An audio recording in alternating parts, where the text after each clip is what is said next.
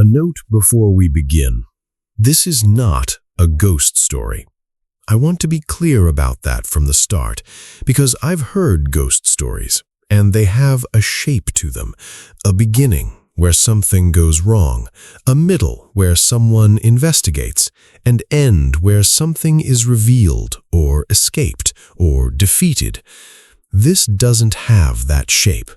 This has the shape of a Tuesday, and then another Tuesday, and then a Tuesday where something is slightly different and you can't sleep, and you lie in bed at 3 a.m. staring at the ceiling wondering whether you imagined it, and you probably didn't, and you go back on Wednesday anyway because you need the money and the benefits are decent, and there's a part of you, and this is the part that frightens me most when I think about it now, there's a part of you that wants to hear it again.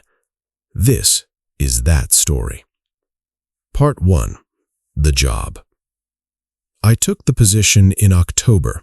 The listing called it Facilities Operations Technician Level 2, which is the kind of title that exists specifically to make something sound like less of what it is. What it was this. I arrived at Harlow Regional High School at 8:45 p.m. every weeknight, signed in at the side entrance off the faculty parking lot, collected a ring of keys and a laminated ID card that still had the previous technician's photograph on it, a woman named Delia, mid-50s, neutral expression, the particular look of someone who had learned to hold their face very still, and I spent the next 8 hours doing the things that a building requires in the dark. Mopping, checking doors, walking the corridors with a flashlight and a clipboard, noting which ceiling tiles were starting to bow and which fluorescent tubes were cycling through their end-of-life flicker, replacing paper in the faculty bathrooms, sitting at the security desk in the main office from 2 a.m. to 4 a.m., watching a grid of 12 monitors that displayed 12 angles of 12 empty corridors, occasionally eating a sandwich. Nobody glamorizes this kind of work, and I'm not going to start now.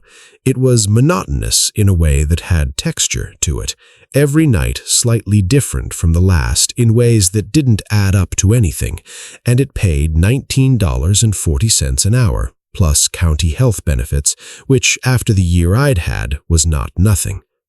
After the year I'd had, $19.40 an hour in a building where nobody spoke to me and nothing was expected of me except quiet competence, felt something adjacent to peace. That's important context. I want you to understand who I was when this started, because the version of me who started this job was already frayed in specific ways, already someone who slept badly and startled easily and learned to treat exhaustion as a baseline rather than a symptom. When strange things began, I didn't have the luxury of a sharp before and after. The strange things arrived into an already strange interior, and I had to keep careful track of what was me and what wasn't. I am still keeping that track. I'm not sure I'm winning. The building itself, Harlow Regional, was built in 1962 and expanded twice, once in 1978 and once in 1991. And the expansions don't quite match. The original structure has high ceilings and wide corridors, and the faint institutional dignity of mid-century public architecture, the kind of building that was designed with the belief that public education deserved good bones. The 1978 wing is lower-ceilinged and slightly claustrophobic, its lockers a dull avocado color that was apparently fashionable for approximately 18 months and has been gently aging toward defeat ever since. The 1991 edition is purely functional, poured concrete, drop ceilings, and the specific acoustic quality of a space designed by someone who was already over budget.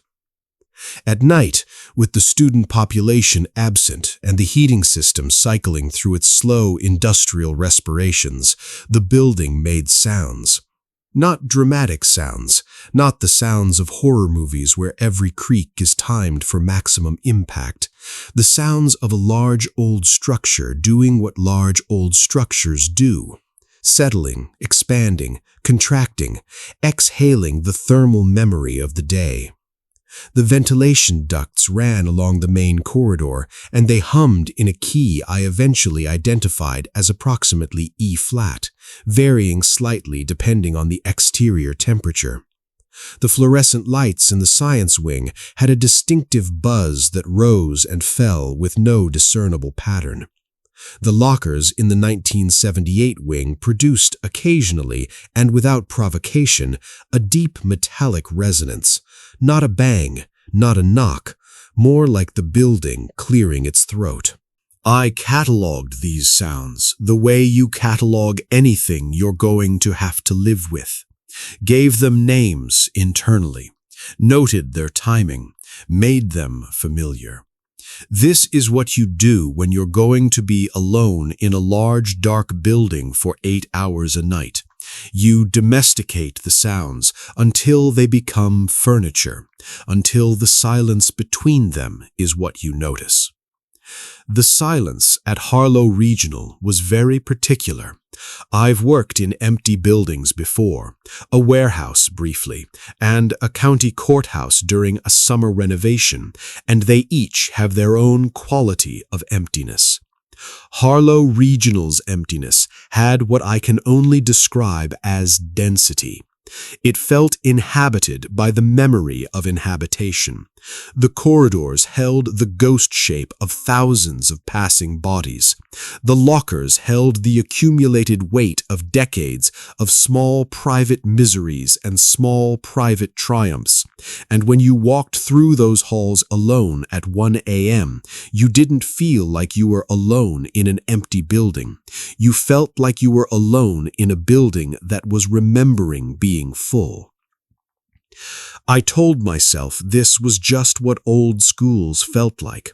I told myself this for about 3 weeks. The PA announcement began on my 22nd night. Part 2. First hearing. I was in the 1978 wing, rehanging a bathroom door that had dropped on its lower hinge when it started.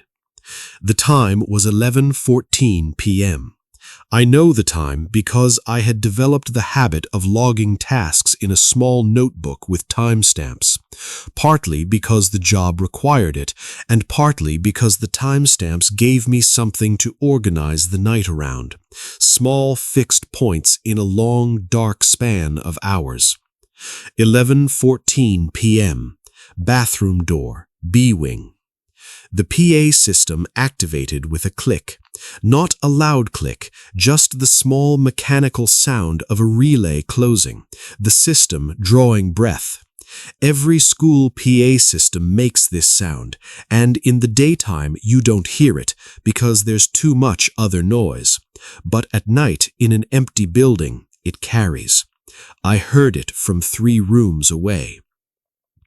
And then a voice, calm, flat, slightly distorted in the specific way of old intercom systems, a particular thinning of the audio that makes voices sound like they're being transmitted across a distance much greater than the building's actual dimensions, like they're coming from somewhere further away than the speaker mounted in the ceiling should be capable of reaching. Aldridge, Michael. A pause. 3 seconds, maybe 4. Baranovsky, Teresa. I put down my screwdriver. Carver, James. The voice was female, I thought, though the distortion made certainty difficult. It had the particular cadence of someone reading from a list, not with boredom exactly, but with the specific neutral momentum of a person whose job is to say words in sequence, to whom the words themselves are not the point. The cadence of a school secretary doing morning attendance in 1987. Castellano, Rita. I walked to the bathroom door and looked down the corridor. The corridor was empty. The fluorescent lights at the far end were cycling through their flicker. and the lockers ran along the left-hand wall in a long avocado green procession, and nothing moved. The PA speaker in the corridor ceiling was a round beige disc with a metal grill. Standard institutional issue, probably installed in 1978. Chen William. I should have gone to find the facilities manager on duty. His name was Hendricks, and he worked out of a utility room near the main office, and he was, from what I could tell, primarily occupied with a large thermos of coffee and a paperback novel. I should have gone to Hendricks and said, "Mr. Hendricks, the PA system appears to be running some kind of automated attendance sequence. Is this normal?" I should have done that. Instead, I stood in the corridor and listened. "Dalton, Kevin?" The names continued for what I estimated was 6 or 7 minutes. I didn't count them in the moment. I was too focused on other things, on the quality of the sound, on the absence of any explanation, on the way the empty corridor seemed to sharpen around each name, the way a room sharpens around a sound that sound doesn't belong to it. Later, I would try to reconstruct the list from memory and count perhaps 30 names before my recall became uncertain. The list was longer than 30. I'm fairly sure of that. Martinez Elena, Novak Daniel, O'Brien, Sarah. At no point during the announcement did any name receive a response. There was no crackle of a classroom speaker, no distant voice saying "here." No sound of any kind from anywhere in the building except the ventilation and the fluorescent buzz and the names themselves, arriving at their measured intervals, each one dropping into the corridor silence and disappearing. Then the relay clicked again, and the system went quiet, and I stood in the B-wing corridor for another minute or so, holding my screwdriver, listening to the building hum. I went to find Hendricks. He was where I expected him to be, in his utility room. Coffee thermos on the desk beside a paperback whose cover featured a submarine. He looked up when I appeared in the doorway. "PA system just did something," I said. He waited. "Attendance." It read a list of names. Attendance style, last name first. For about 6 or 7 minutes. He looked at me for a moment with an expression. I couldn't fully read "not surprise" exactly, but something that wasn't not surprise either. A very careful neutrality. "Old system," he said. "Gets into loops sometimes." "What kind of loops?" "Old programming. Maintenance schedules, announcements, that kind of thing. District hasn't updated the infrastructure." He picked up his coffee. "Not really our department." "Whose department is it?" He looked at his book. "Administration handles the PA system." "Administration isn't here at midnight." "No," he agreed. "They're not." He said this in a way that closed the conversation. Not rudely, there was nothing unfriendly about Hendricks, but with the specific finality of someone indicating that a topic has reached its natural end, that further questions will not yield further answers, that the correct response to this situation is to return to the bathroom door in the B-wing and finish hanging it. I returned to the bathroom door in the B-wing and finished hanging it.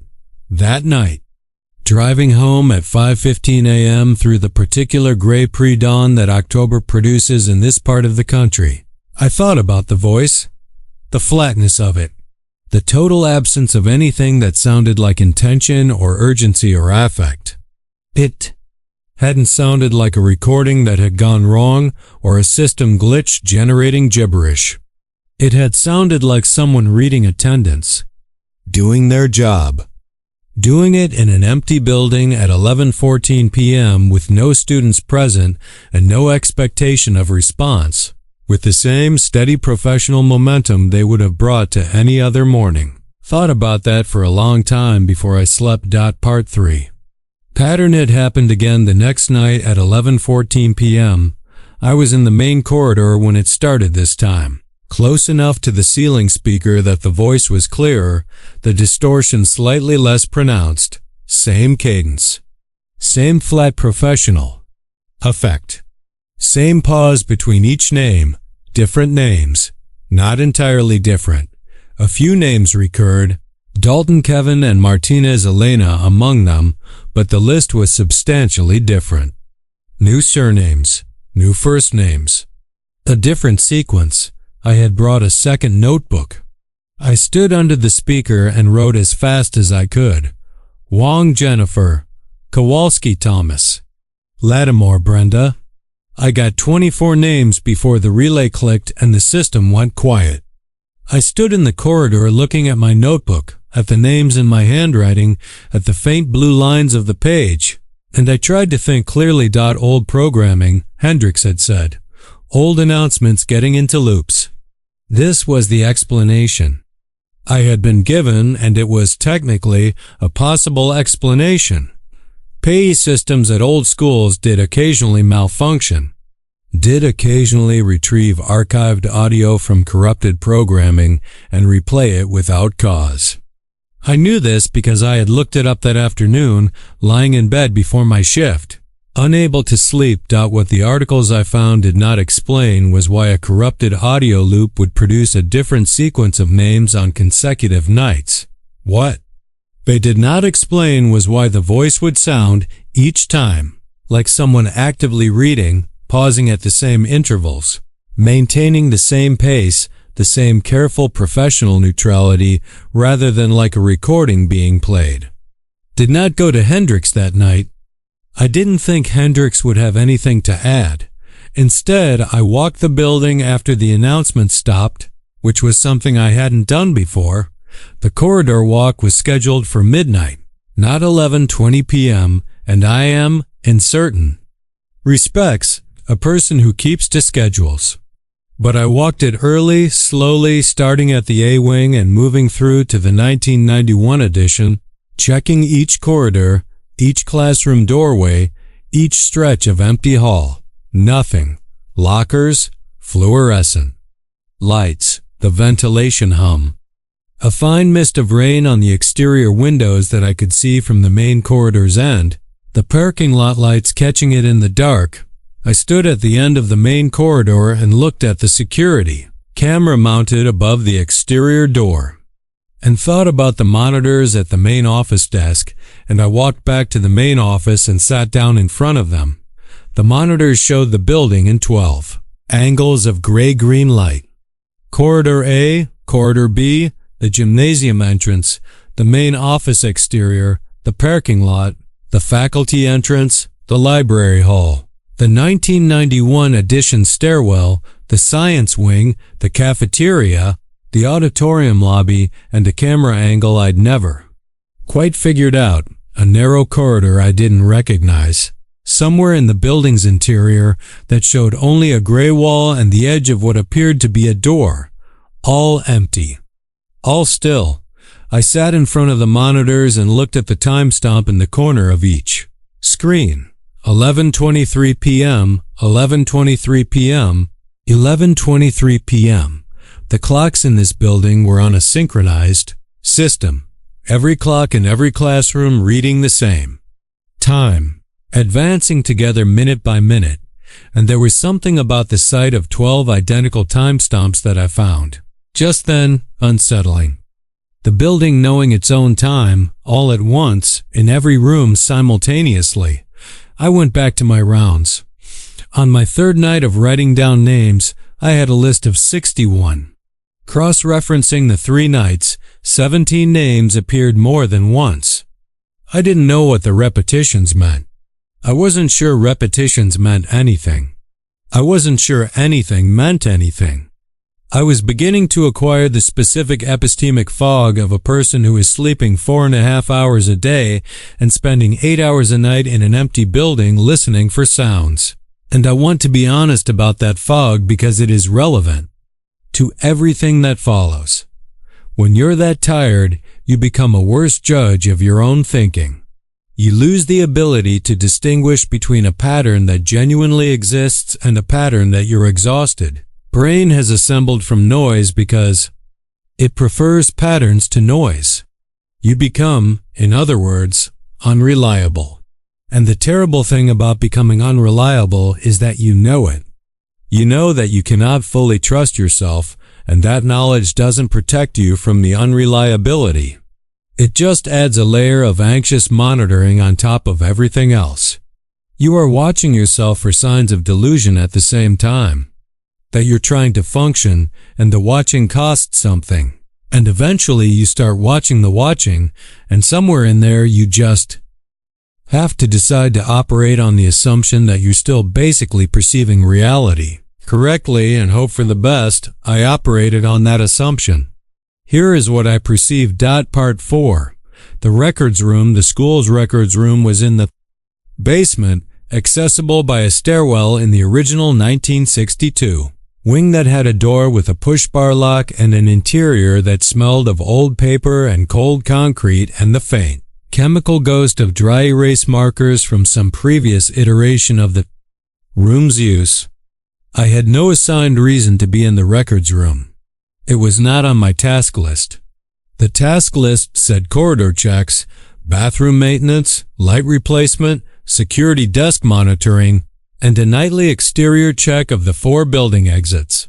On my 4th week, at approximately 1:30 a.m., I went into the records room.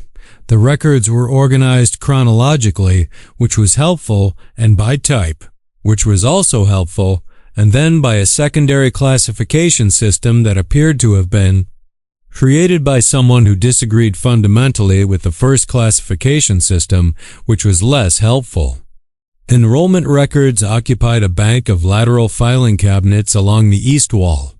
Attendance records were in a separate cabinet, each folder labeled by academic year. Going back, as far as I could tell, to 1968, I want to be careful here about what I'm describing, because this is the part of the story where I most need you to believe me. I started with the names from my notebook. I took the cross-referenced list, the 17 names that appeared most frequently across the 3 nights, and I started looking them up. Dalton, Kevin, enrolled 1989, graduated 1993, present in attendance, records through senior year, with a gap of approximately 6 weeks in spring of 1992, marked with a notation. I had to read twice before I was sure of what it said. Student reassigned, see alternate file. I looked for the alternate file. I found a folder labeled with his name and the notation district transfer, and inside was a single sheet of paper, a form, standard district issue, with the transfer destination field blank. Martinez, Elena, enrolled 1991. The attendance records for her sophomore year, 1992 to 1993, stopped in November, abruptly, mid-semester. The folder after November was not a December folder. It was a folder labeled miscellaneous correspondence that contained 3 photocopied letters from someone in district administration to someone in the school office, and the letters were about policy compliance and documentation procedures, and Elena Martinez's name did not appear in them, and there was no December attendance folder. I sat on the cold concrete floor with these folders in my lap, and I thought about what an absence in a filing system means. It can mean misfiling, it can mean deterioration, it can mean any number of administrative explanations that have nothing to do with anything significant. I knew this. I held this knowledge deliberately as a counterweight. I kept looking. Lattimore, Brenda. This one I almost missed, because the name appeared in the records under a slightly different spelling, Lattimore, 1T, and I had been searching alphabetically and had to backtrack. Enrolled 1987, the folder was thin. It contained an enrollment form, a class schedule for 9th grade, and attendance records for the first 4 months of the 1987-88 school year. Then the folder ended. No explanation, no transfer notation, no correspondence, no December, no January, no second semester. Just the folder ending, the way a sentence ends in the middle of a word. I put the folders back. I tried to put them back in the order I'd found them, but I'd been in there for over an hour by this point. and my hands were cold, and I wasn't entirely sure of the original order, and I may not have succeeded. I walked back up the stairwell and into the main corridor, and I leaned against the lockers, the cold metal of them, the avocado green and the fluorescent light, and I stood there for several minutes breathing. The ventilation hummed. The lights at the far end of the corridor flickered through their cycle. On, dim, on, bright, on, slightly less bright, on. I took out my notebook and added a column to my name list. Next to each name, I wrote what I'd found in the records. Graduated, transfer, destination blank, records and November. No second semester. 3 of the 17 names I'd found no record of at all. I stared at this column for a while. Then I added a header. I wrote it in capitals, deliberately, because writing something in capitals in a notebook at 2:30 a.m. in an empty school corridor is a way of telling yourself that you are taking this seriously and tracking it carefully. And have not lost your mind. Not in district enrollment database, I wrote. 3 names. Present in the P announcement. Absent from every filing cabinet in the records room. Enrolled nowhere. Called nightly anyway, part 5. The answer on my 6th week. The voice said my name. I need to say that again because I need you to sit with it. On my 6th week. At 11:14 p.m., the relay clicked and the voice read the list, and at some point, in the middle of the list, not at the beginning, not dramatically at the end, but in the middle, between 2 other names, in the same flat neutral cadence as everything before and after it, it said my name, last name first. The way it said. All of them. I was at the security desk. I was watching the monitors. I heard my name come out of the speaker above the main office door in that attenuated intercom voice, the same voice that had been reading names for 6 weeks, and for approximately 4 seconds I did not move or breathe or process anything at all. And then I did what I think any person would do. I looked at the monitors. The monitors showed the building in 12 angles of gray-green light. Corridor A, empty. Corridor B, empty. Gymnasium entrance, empty. Main office exterior, empty. Parking lot, empty. Faculty entrance, empty. Library hall, empty. 1991 edition stairwell, empty. Science wing, empty. Cafeteria, empty. Auditorium lobby, empty. The 12th monitor, the narrow corridor, the gray wall, the edge of the door, I'd never identified, showed something I had not seen before. It showed a figure, standing in the corridor, facing the camera or facing whatever direction the camera faced, which meant facing away from the wall, which meant facing the corridor, which meant standing in the corridor looking not at me, not at the camera. The cameras aren't visible in the image, but in the corridor, standing there. In the gray-green dark, I could not make out a face. The resolution was poor and the light was dim, and the figure was far enough from the camera that details were unavailable. To me, what I could see was the posture, still, slightly bowed, not hunched. But the way a person stands when they have been standing for a long time and have reached a kind of accommodation with standing, patient, waiting, or something like waiting. The relay clicked. The PA system went quiet. The figure on the monitor didn't move. I stood up. I knocked my chair back with the motion, and the chair hit the desk, and the sound was very loud in the quiet office. I stood with my hands on the edge of the desk, looking at the monitor, at the figure in the gray-green light, at the unchanged, unmoving posture of it. Then I sat back down and I looked at the monitor for 45 minutes. The figure did not move. At some point, I noted the time stamp, 12:02 a.m. The monitor's image shifted slightly, the way security camera feeds sometimes do when the signal fluctuates. And when the image steadied, the corridor on the 12th monitor was empty. Sat at the desk until 3 a.m. I did not do my corridor walk. I did not check the exterior doors. I sat at the desk and looked at the monitor's dot at 3:07 a.m. I went and found Hendricks. He was in his utility room. The thermos was on the desk. The submarine book was open. He looked up when I appeared in the doorway, and whatever he saw in my face caused him to put the book down. I told him what I'd heard. I told him what I'd seen on the monitor. I told him, and here my voice did a thing I hadn't intended, a slight unsteadiness that I would have preferred not to display. I told him that the voice had read my name. Hendricks was quiet for a moment. He looked at his thermos. The 12th. Monitor, he said. The narrow corridor. Yes, that feed is from 1994, he said. The camera in that corridor was removed in 2001. The monitor is still displaying archive footage. I don't know why. The system is very old. I stared at him. Archived footage, I said. That's my understanding. Why would the system loop a feed? From 1994? He didn't answer that. Why would my name be in an archived attendance announcement from before I was employed here? He didn't answer that either. He looked at his thermos and then he looked at the wall and then he said, in a voice that was very careful and very quiet, the district is aware of the PA issues. I'd recommend submitting a written report to the facilities coordinator. Has anyone else submitted one? He picked up his book.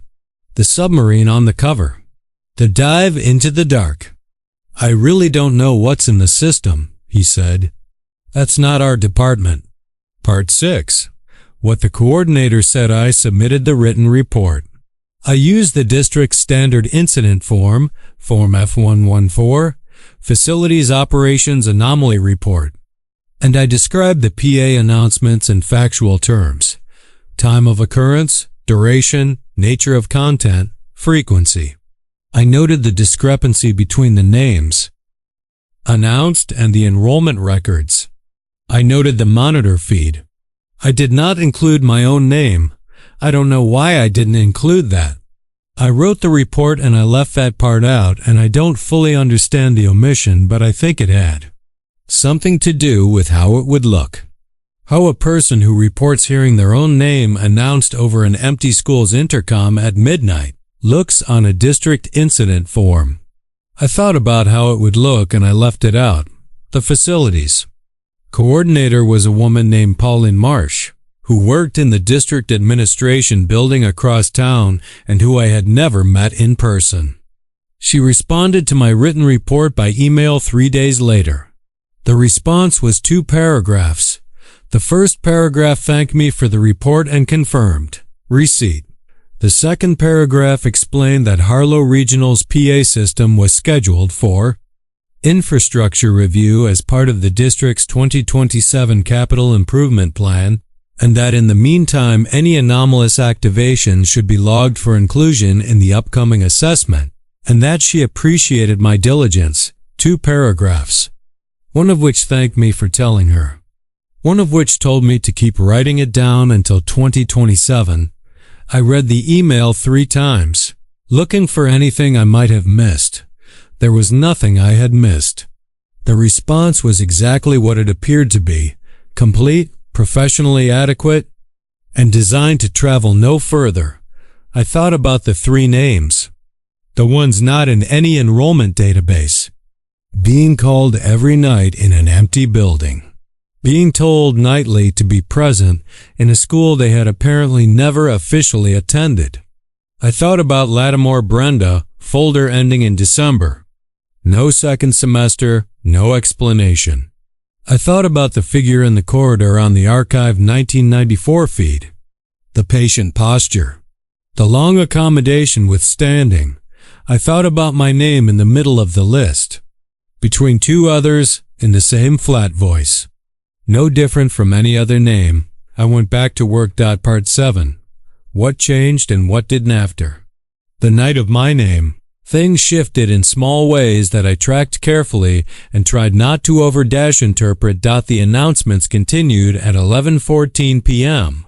reliably every night I worked. This had not changed. What changed was that I stopped going to look at the monitors during the announcement. I told myself this was a rational decision, that watching the monitors during the announcement served no useful purpose that I had seen what the monitors showed, and it had not clarified anything, that the information cost of watching was higher than the information benefit. This was all true. It was also true that I didn't want to see the 12th monitor. I want to be honest about that. What I did instead was sit in whatever room I was in when 11:14 arrived, and write down the names I could hear and wait for it to end that the name list grew. By week 8, I had over 200 distinct names. The 17 I had researched represented a sample. I had not researched all 200, partly because I didn't have the time and partly because I was afraid of what I would and wouldn't find. The thing that changed most materially was the attendance. Folders. In my 9th week, I went back to the records room. I hadn't been back since my first visit. I told myself I was going to check whether I had correctly replaced the folders I'd disturbed. This was not the primary reason I was going. The primary reason I was going was that 3 weeks earlier I had written "not in district enrollment database" in capitals at the top of my name list, and the 3 names under that heading had been in my head since then. Quietly, every night, I went back. I checked the 3 folders, or rather, I checked the places where the 3 folders would be if they existed. I looked carefully. I moved adjacent folders to make space in case they had been misfiled. The 3 folders existed now. They had not existed on my first visit. I would stake a great deal on this. They were thin. Each contained a standard enrollment form with all fields completed: name, date of birth, address, emergency contact, and a class schedule and an attendance record.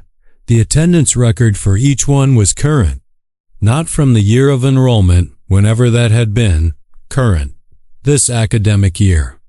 This semester, marked present, every night, including nights I was certain no one had been in that building but me and Hendrix and the sounds the building made to itself.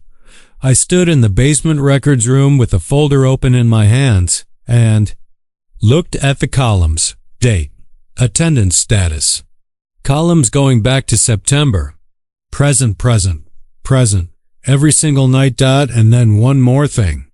At the bottom of each attendance sheet, in the margin, in handwriting, actual handwriting, not printed, handwriting in blue ballpoint pen, a note. The same note on each sheet, 3 words, still here. Thank you. I put the folders back. I went upstairs. I did my rounds. I checked the exterior doors. I sat at the security desk from 2 to 4 a.m. and looked at the monitors. The 12th monitor showed the narrow corridor, the gray wall, the edge of the door, empty. At 4:37 a.m. I went to the records room. One more time. I want to tell you that I went back to check something, to verify something, to gather a specific piece of information that I needed. The truth is, I don't entirely know why I went back. I think I went back because there is something in a person, in this person at least, that needs to witness things fully. That finds unfinished witnessing harder to live with than what the full witnessing might show. I opened the enrollment cabinet. I found a new folder. My name, last name first, the way they filed. Inside, a standard enrollment form with all fields completed. My handwriting was not on it. It was in the same hand as all the others, the precise administrative hand of whoever maintains these records. Class schedule, blank. Attendance record, 1 entry. Last night's date, present. I stood there looking at it for a long time. The basement was very cold, and the single overhead bulb gave the kind of light that makes everything look slightly less substantial than it is. And I stood there looking at my own name in a folder in a filing cabinet in a building where I had been the only living person for 9 weeks, marked present, and I felt something that I have not been able to properly name since. Not fear. Or not only fear. Something more like recognition. The sensation of a thing clicking into place that has been traveling toward its position for a long time. The sensation of having been in a system without knowing it, of looking up and seeing the shape of the system around you, of understanding that the system was aware of you long before you were aware of the system. I put the folder back. I went upstairs. I finished my shift. I drove home in the gray October pre-dawn, and I sat in my car in the driveway for 20 minutes before I went inside. Part 8. Still, I kept the job. I want you to understand this clearly, because I think it's the thing that requires the most explanation and the thing I am least able to explain. I kept the job. I went back the next night, and the night after that, and I am there most nights now, doing my rounds, checking the doors, sitting at the security desk, listening to the ventilation hum and the fluorescent buzz and the distant metallic resonance of the 1978 wing lockers. At 11:14 p.m., the relay clicks and the voice begins. I still write down the names. I can't explain why. It seems important that someone writes them down. It seems important that someone is present when they are called, even if the presence is not the kind that gets marked in a folder. Although I checked 2 weeks ago the attendance record in my folder, the column of dates in careful administrative, and the column of status notations beside it.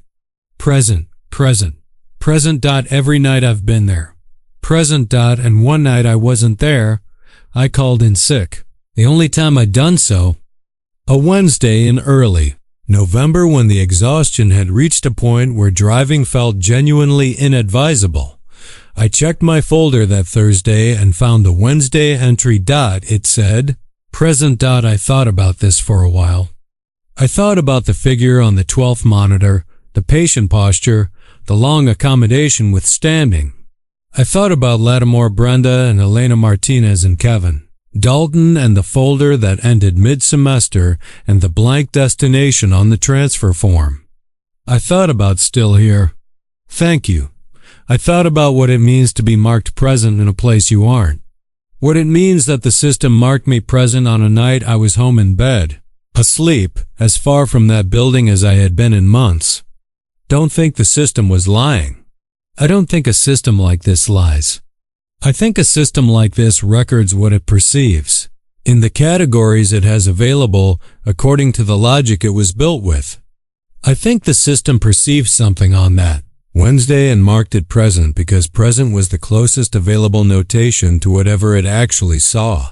I try not to think too hard about what that means. I have submitted 2 more F114 forms since the first one. I described the folders, the new enrollments, the attendance records.